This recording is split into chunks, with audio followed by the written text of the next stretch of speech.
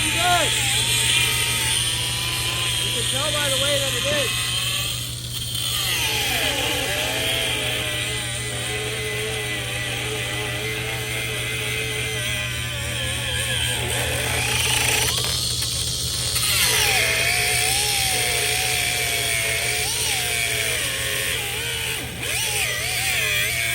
I feel like a boomer with the air tools. Hey, if it works, you ain't gonna get that long boy. Well, that's the hardest part. Leaving the house. So. Well, can someone explain why when you turn the camera towards yourself, it's not as clear as when you just have the forward-facing camera? Yeah, I don't know either, but it's definitely not as clear. So, but what does one do? Well, we are getting ready to go grab some drywall and head to Valdez. So, I'm gonna do a quick pre-trip. And I'll show you guys what we were doing earlier. I started the clip, I'll start the video off with Robert cutting on this thing with a grinder. So what we did here, it might be kind of hard to see, but this right here used to go all the way across, and it was like a brace for the fifth wheel. I'll have to show you guys in some better light. I don't have my flashlight on me. Yeah, so it's like a brace or like part of the fifth wheel type of deal. But what happens is when basically where that piece is at right there, if you're backing up to a low trailer, the kingpin that comes off the bottom of the trailer will hit before you can hit your fifth wheel and have it slide up on there. So you cut that out. There's plenty of bracing and stuff back there. There's a couple cross members, so I'm not worried about frame flex. It's not structural at all. So a couple of our trucks have it cut out, and yeah, so we cut that out so I could quit hanging up on fifth wheels. But yeah, other than that, that's what we did there. I gotta grease the fifth wheel. I gotta check this oil and my fluids, my belts, and then we can start it up. So let me grab a headlamp, turn you guys around, and we will check our fluids. All right, you guys, I'm gonna do my best to video. And all right, so that says full, get you out of the shadow, full right there. What we're gonna do is I'm gonna, oh shoot, there's nowhere to set y'all. Hang on one second. Let's see if we can do this. Let's hold that there. Let's hold this here. And let's try to clean that off. And then you always want to clean it off and then recheck, because it will be different almost, not every time, but almost every time. I always recheck. So let's swing over to this side. See, if you can tell, it's just a little bit lower. But we're still in the safe zone, so that's good. Clean that off. And yeah, got a tiny seeping leak on my power steering pump. That top seal needs to be redone. I don't know what, I think that was when I spilt something the other day.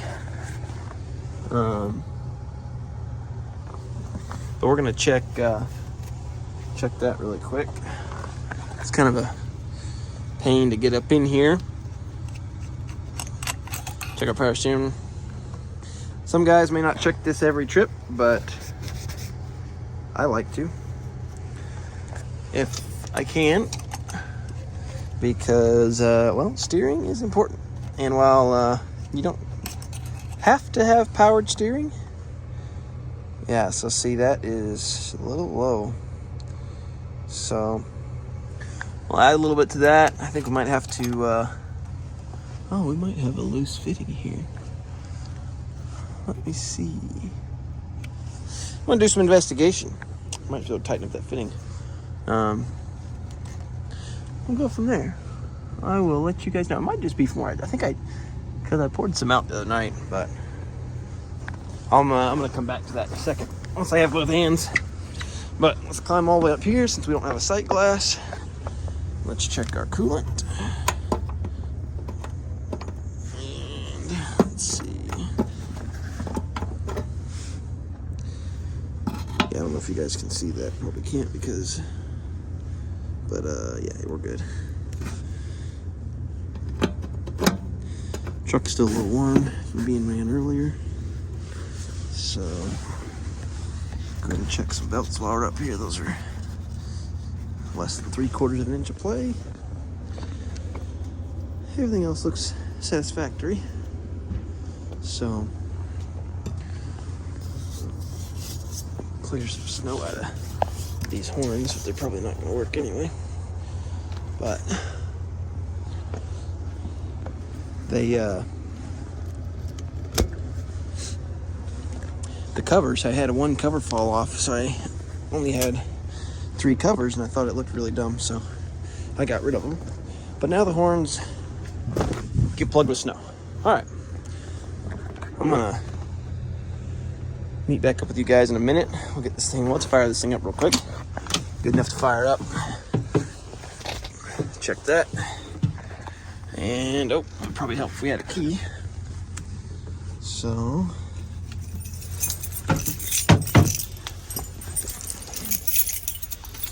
let's find the key. Here we go. Oh, got my fingers in it. Wrong way, Dawson.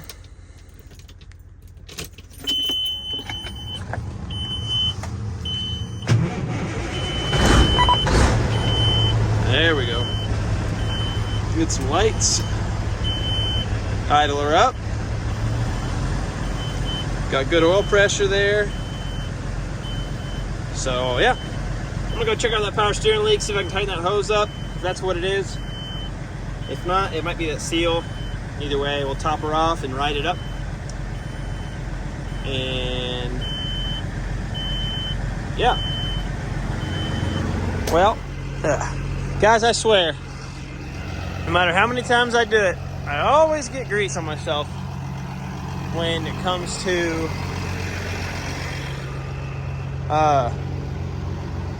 greasing up the fifth wheel. It just never fails. So, but we're all good to go. That power steering was where I had spilt it the other day. I checked it again, wiped everything down. It's all good. Those 2 hose clamps did take a tiny little, unplug this, did take a tiny little turn, tighten them up, but they weren't loose by any means. I tried with one of the hoses. Super tight, but that's the kind of stuff you want to check, because you can top it off and tighten hoses and do all that while you're sitting in the yard. You don't want to be doing that out on the road. So, not to mention, it'll get you in trouble with DOT, and it's just poor maintenance of your equipment. So keep an eye on things and adjust as needed. Sorry, the camera is all over. I'm trying to wrap this cord a little bit, keep it plugged in. So yeah, all right, now we're good to go. I got that touched up. Let's see, what else did we do? Yeah, filled the oil. Oh, I gotta go park this thing. Check the oil, check the coolant, check the power steering fluid, grease the fifth wheel, checked our belts, checked our brakes, tires, did all that while I was walking around. Let's park this thing, and then we will get on the road here in a minute.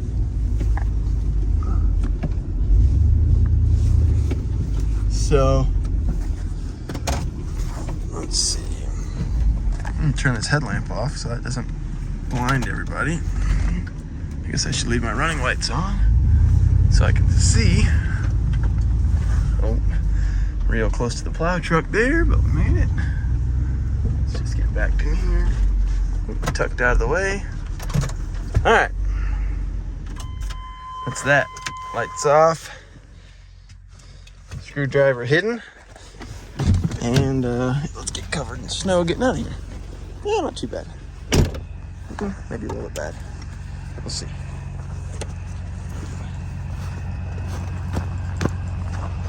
No, not too bad. So, got the line up. I'm gonna head down to Post Road,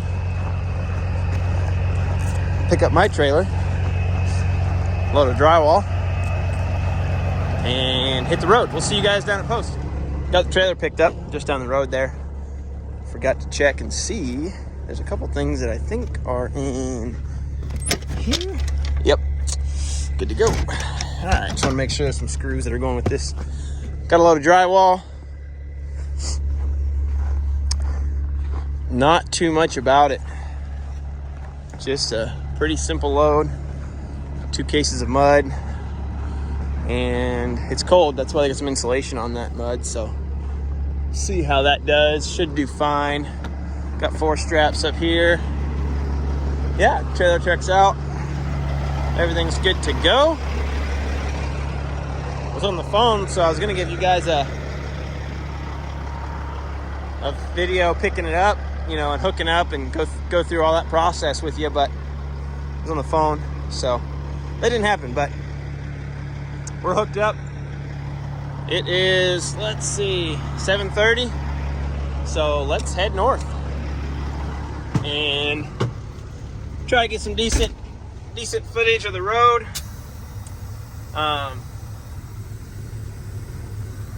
Like I said, got my phone mount, so we'll get some footage. We'll get some footage. So, all right. Well, let's step north. Well, we made it here to get some fuel. Let's see here.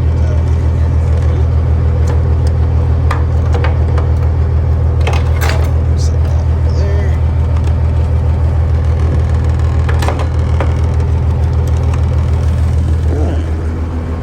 We are pumping. So, there we go. Yeah, I made it up here to Sutton. It is about an hour-ish drive from Anchorage, depending on weather and all that. Check these straps. It's kind of weirding me out because they're stacked a little bit, not completely straight. And yeah, so it was kind of making me guess, but this is tight. This looks like we have a load shift, but I think it's just the shape of the, I'll double check that, but I think it's the styrofoam that's holding that in. It's just, I know that buckled when I ratcheted it down. That was just the styrofoam on the outside, so I'm not worried about that. But I will double check and make sure. I don't think it's shifting. It wouldn't shift backwards, most likely. I mean, you know, I don't have enough horsepower to make that truck to push that backwards. It almost it always wants to slide forwards. You know, typically anytime you have a load shift, it's going to go forward because of the brakes. So, but I might go back and look at my video and see if that gap was there. But I'm betting it's foam moved. But I might loosen those up, tighten it. Check on that in a minute once I get done pumping fuel. That one's still good. That's up against there. Not worried about that. Yeah, it's a little windy out here, so it's a little colder. Go ahead and get this rushed off. Ready to. Yeah, it's a little colder out here. I don't know what the actual temperature is, but a little chilly, but there we go. Get some diesel. Let's see, diesel is,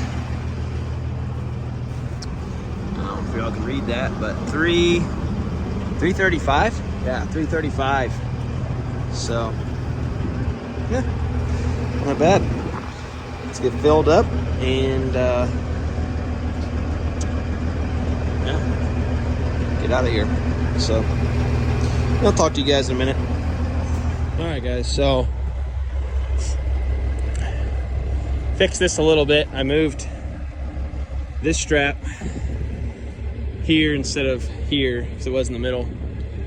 I'll put a little pressure on there. It definitely didn't shift. I just kind of made me nervous. And then this one, I switched the winch to the other side. So, because it was kind of loaded funky, where it had a little more. Oh shoot! Actually, while I'm thinking about that, I'm gonna throw another click on that. I couldn't because of where it was at.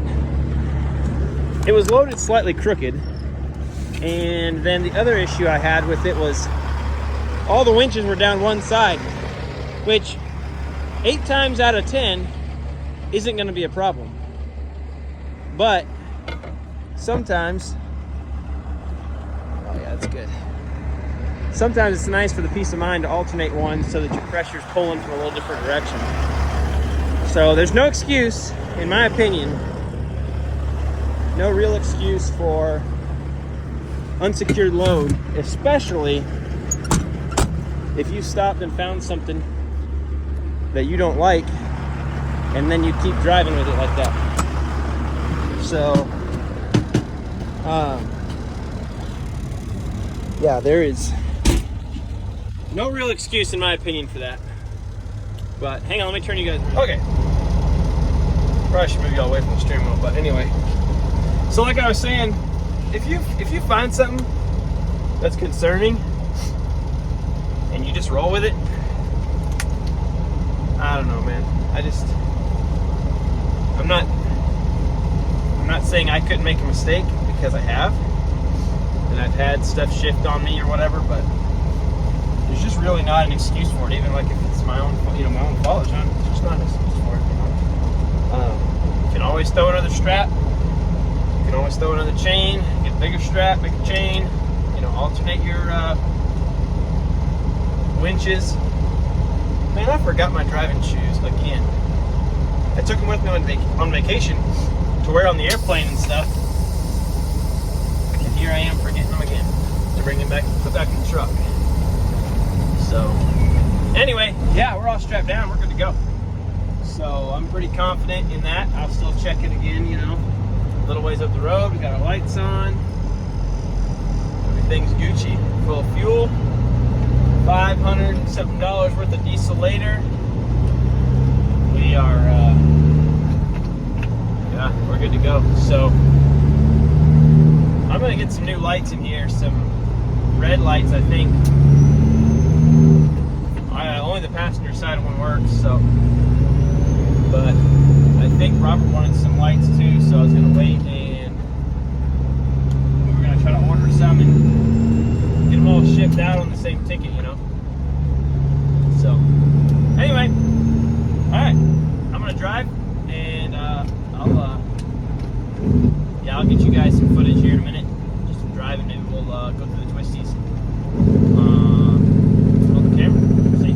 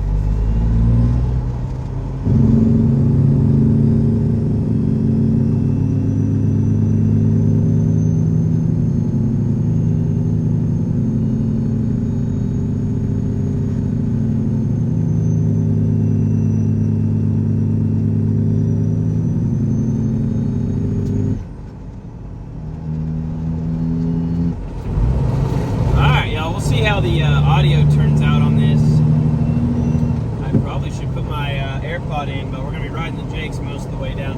So this is Caribou Creek, commonly referred to as just Caribou.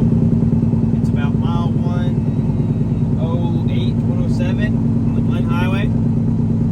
It's about 8% grade. I don't know exactly. I think it's about close to a mile down and a mile back up. It's not crazy, but it definitely, you gotta slow down and get into a nice low gear. It's just real steep, and there's like a 30-mile-an-hour corner at the bottom, or curve, should I say, that loops across the bridge to get across Caribou Creek. So, yeah, I figured I'd turn on the camera as we go down here.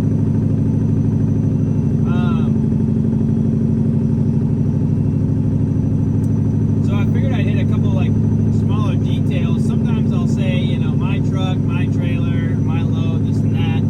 So I'm a company driver. I am just a W-2 employee like anyone else. The truck is not mine per se, but we are somewhat assigned trucks.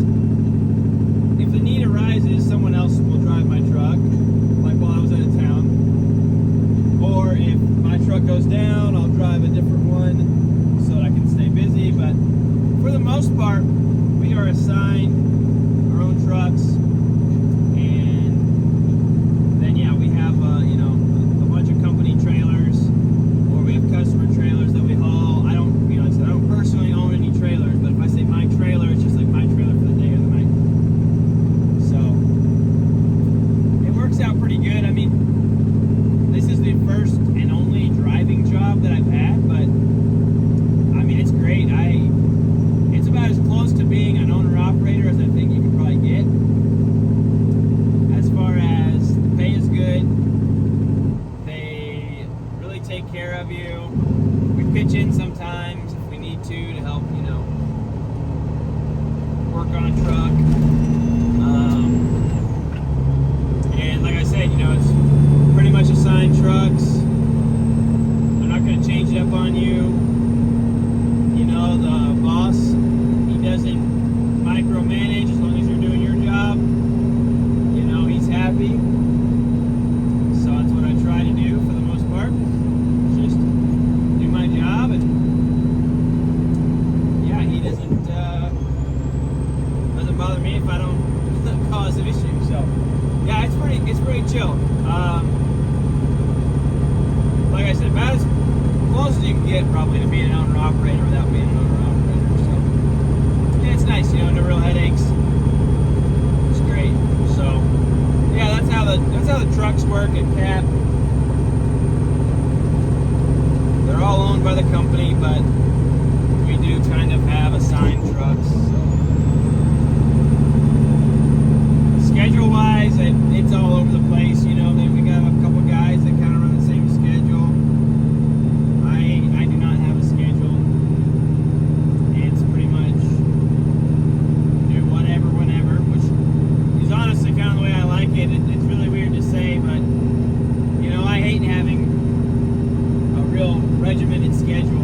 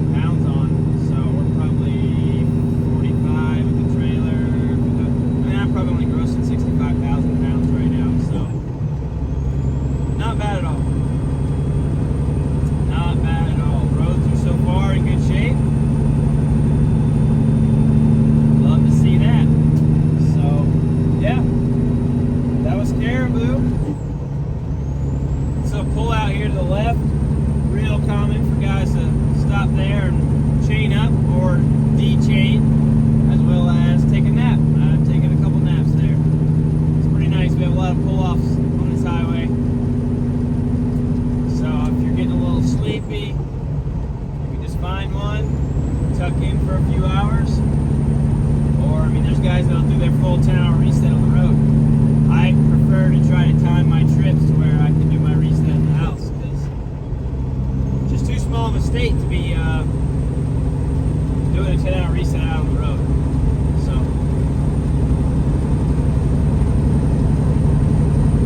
unless you're going up to Prudhoe Bay. You know, Prudhoe Bay is about 20 hours from my house, so that's a pretty good trip. Usually, when guys go up there from Anchorage, they drive to Fairbanks, which is about 6 hours, and they drive on up to Dead Horse, which is about 10 to 12 to 15 hours, depending on the weather, the road conditions, and all that. Drive from Fairbanks to Dead Horse, and do your 10 hours there, drive back. Like I said in a previous video, we could go 15 hours driving, 20 hours on duty in Alaska. So if you hear me talking bigger numbers than what you're used to, no, it's not illegal. We just have much longer hours of service because of the unique needs, the, you know, industries that are around here.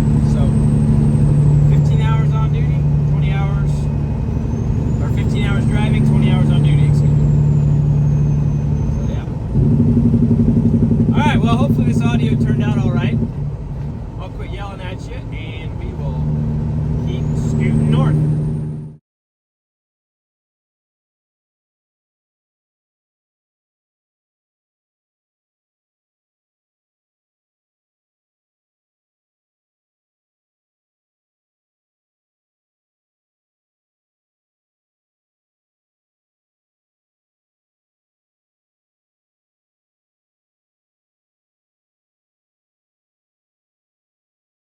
What's up, y'all?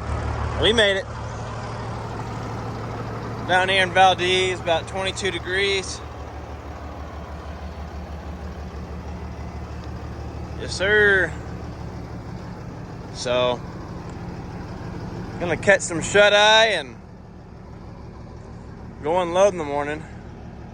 Ran through a little snow. Nothing too crazy, but y'all, I am kind of tired for some reason. I don't even really know why. But it's 1:30. I'm gonna hit the bump. I'll see you guys in the morning.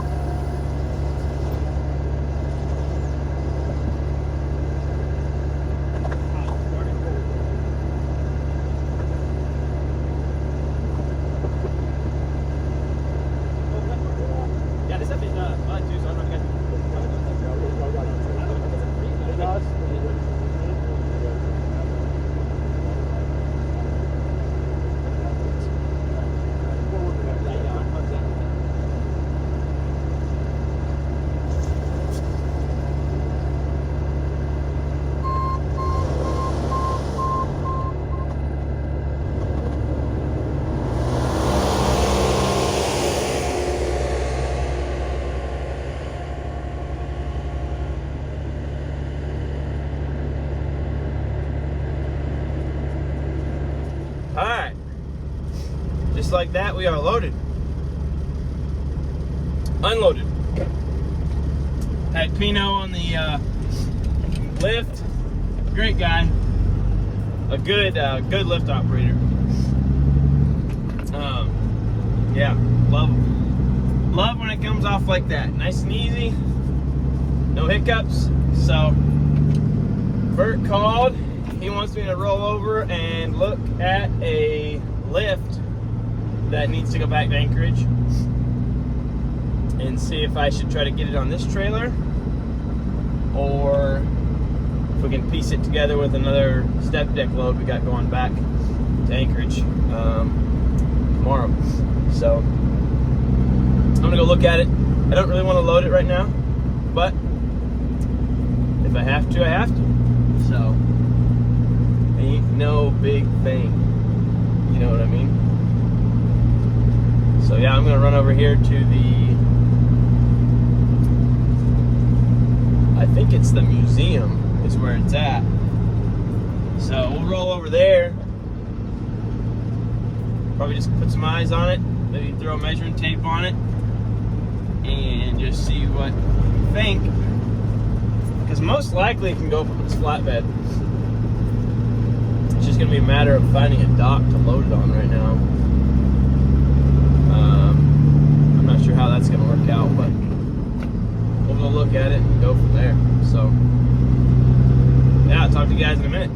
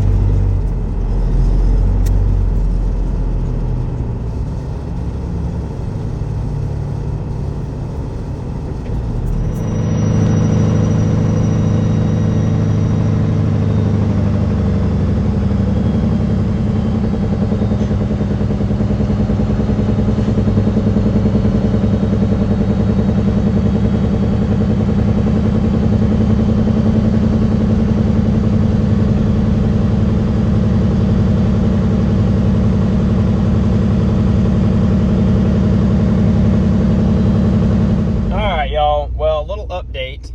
We got out of Valdez fine.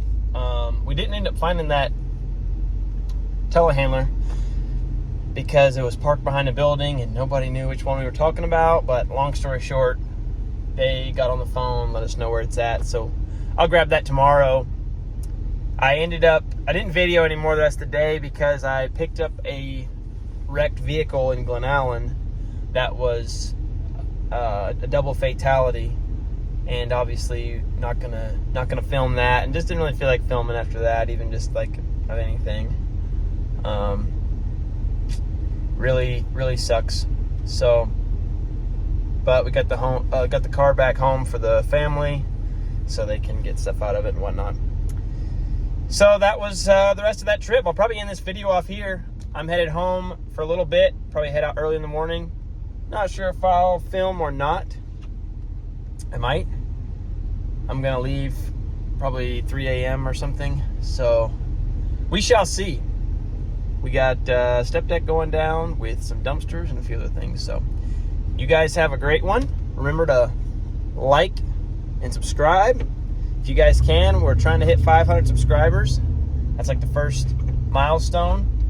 Even if you don't like to watch, if you just click that subscribe button, that'd be super awesome. And the like button. It's free, it doesn't cost you anything, and it really helps out the analytics.